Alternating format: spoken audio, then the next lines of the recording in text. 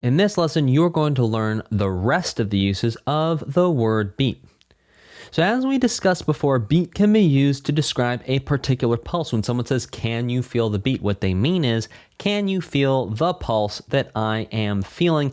And they actually may mean a particular beat, and we'll get to that in a couple of lessons when we talk about something called time signatures.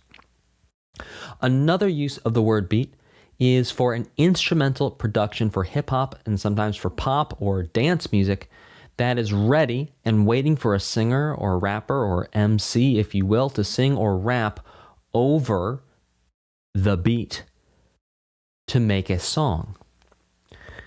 An instrumental is when you have a piece of music that is just instruments. There's no vocals, there's no singing, there's no talking. Sometimes maybe there are little background pieces of singing or talking, but there's nothing that would capture your attention and make it feel like a song that you would sing along with on the radio or sing along with from a streaming service.